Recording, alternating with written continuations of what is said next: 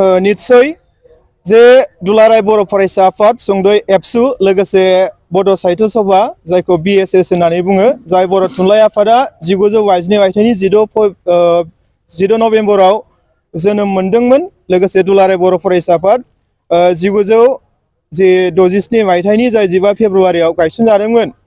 दा बै समनिफ्राय जोङो जारिमिनखौ नायोब्ला मोनो जे बर' हारिया मोनसे समाव ओरैबायदि थासारि जादोंमोन जाय समाव गावनि राव हारिमु धोरोम आसार खान्थि मोनफ्रोमखौबो नागारनानै गुबुननिखौ बजबनानै लानो लादोंमोन। बै समाव जे बर' थुनलाइ आफादा गायसन जानायनिफ्राय बा जोनोम जाजेननायनिफ्रायनो बर' हारिखौ बुहुमाव मोनसे गावनि रावजों गावनि सिनायथिजों थांना थाहोनांगौनि थाखाय जेरैबायदि थांखि लानानै बर' थुनलाइ आफादखौ दानाय जादोंमोन। बै समनिफ्राय बर' थुनलाइ आफादा हारिखौ बुहुमनि गेजेराव सिनायथि होनो हारिखौ जौगाहोनो थाखाय बिथांमोना खामानि मावदों। एखे थांखिजोंनो दुलाराय बर' फरायसा आफादा हारिनि गेजेराव जेब्ला अलखद फैयो बै अलखदनिफ्राय हारिखौ उदां खालामनांगौनि थाखाय जोंनि बर' हारिखौ मोनफ्रोमबो बिथिङाव सांग्रां खालामनांगौनि थाखाय बा गुबुन हारिया जों बर' हारिखौ माबेबा बिथिङाव नासयदोंब्ला बै नासयनायनिफ्राय जों उदां जानांगौनि थाखाय खामानि मावनायनि थांखिजोंनो दुलाराय बर' फरायसा आफादनिबो जोनोम जादों। दा बै दुलाराय बर' फरायसा आफाद आरो बर' थुनलाइ आफादा माहारियारि आफाद। नाथाय माहारियारि आफादखौनो एखनब्ला सोरबा XYZ बिथांमोना जे खौसे गैयै खालामनो नागिरो। बर'नि गेजेराव गुबुन गुबुन राजखान्थि हान्जाफोर दं जोंहा बिथांमोनखौ बुंनो गोनां खोथा गैया। नाथाय बिथांमोना माहारियारि आफाद बर' थुनलाइ आफाद आरो दुलाराय बर' फरायसा आफादखौबो एखनब्ला जे खौसे गैयै खालामनो नागिरनायखौबो जोङो जारिमिनाव नायोब्ला नुनो मोनो। नाथाय जोङो माहारियारि आफाद हिसाबै दुलाराय बर' फरायसा आफाद आरो बर' थुनलाइ आफाद अराय समबो जोङो खौसे जानानै हारिखौ बोरै जौगाहोनो हायो बिनि सिन्था धाराजों जों खामानि मावदों। दा बाथ्राया जाबाय नोंथाङा जाय सोंथिखौ सोंदों जे दुलाराय बर' फरायसा आफाद आरो बड' साहित्य सभा जे बियो जुदि माबेबा सम बुब्लिनि थाखाय हारिनि गेजेराव माहारियारि आफाद हिसाबै गैया जायोब्ला हारिया माबायदि थासारि जानो हागौ होननानै नोंथाङा जिहेथु सोंदों जे जों दुलाराय बर' फरायसा आफाद आरो बर' थुनलाइ आफादनि जारिमिनखौ नायदों आरो बर'नि जेसेबां राजखान्थि आफाद बिथांमोननि जे खामानि मावनाय बेखौबो नायबिजिरदों जे हारिखौ बुहुमनि गेजेराव मोनसे गेरेमसा माहारि हिसाबै गायसननांगौनि थाखाय जे बे हारिनि गेजेराव दि जातीय संगठन नांथारगौ।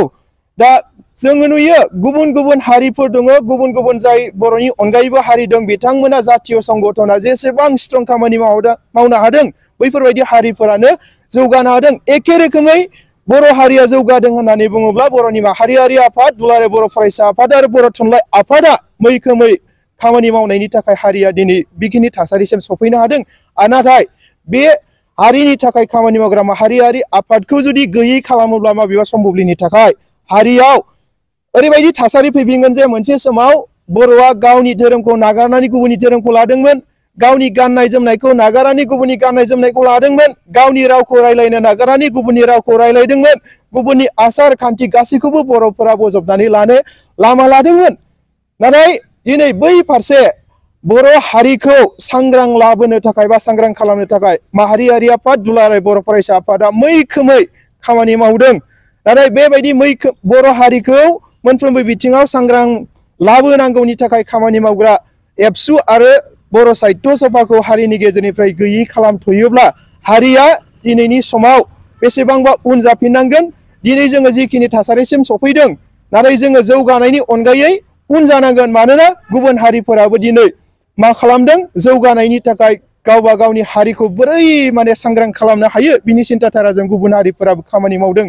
दा बे बुब्लियाव जों दुलाराय बर' फरायसा आफाद आरो बर' साहित्य सभाखौ बर' हारिनि गेजेरनिफ्राय माबेबा सम खोन्दोनि थाखाय गैयै खालामनायनि खोथा माब्लाबाबो बे जानो हाया। बर' हारिया जेसेबां दिनसिम थांनानै थागोन एसेबां दिनसिम दुलाराय बर' फरायसा आफाद आरो बर' थुनलाइ आफादा थांनानै थागोन आरो हारिनि थाखाय खामानि मावलांगोन, हारिखौ बुहुमनि गेजेराव सिनायथि होगोन, बर'खौ बुहुमा गेरेमसा माहारि हिसाबै गायसनगोन। सेरफांगुरि बाजार सुरुमा माग बिहु दामाका अफार लाबोदों। क'क्राझार जिल्ला सेरफांगुरियाव थानाय फुंखा एन्टारप्राइज बाजार सुरुमा 10 जानुवारिनिफ्राय 30 जानुवारिसिम माग बिहु दामाका अफार आरो एक्सचेन्जनि खाबुफोर होगासिनो दङ।